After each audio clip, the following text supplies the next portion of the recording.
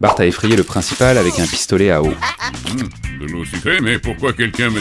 Ah! Le principal s'est mis à les poursuivre, et Bart avec Milouz ont fui en courant à toute vitesse, se réfugiant dans une station de métro abandonnée. Skinner perdit immédiatement leurs traces, tandis que Milouz semblait très familier avec l'endroit. Après avoir remis l'électricité en marche dans la station, ils découvrirent un vieux train de métro abandonné et s'y glissèrent dans une voiture délabrée. À leur grande surprise, le train démarra, rugissant bruyamment et faisant trembler tout Springfield, au point que tout le monde crut à un tremblement de terre. De retour à la maison, Bart tenta de se vanter d'avoir provoqué ce tremblement de terre, mais Homer et Marge n'en eurent de rien à faire, leur indifférence laissant Bart perplexe. Ce n'est que lorsque Nelson lui expliqua que l'on n'est pas un vrai mauvais garçon tant qu'on n'a pas énervé quelqu'un que Bart comprit. Plus tard, William découvrit que si un nouveau tremblement de terre frappait l'école élémentaire de Springfield, tout le bâtiment s'effondrerait. Seymour, faites quelque chose! Skinner eut alors une idée brillante. Bart, ayant entendu la conversation, laissa un mot à Marge et Homer, annonçant qu'il allait détruire l'école, ce qui attira enfin leur attention. À ce moment, Bart avait déjà redémarré le métro et l'école commença à trembler violemment. Suivant la carte de Bart, Homer localisa l'entrée de la station de métro et se précipita dans la salle de contrôle pour tenter de couper l'électricité. L'interrupteur était coincé, mais en imaginant que c'était Bart, Homer parvint enfin à le tirer.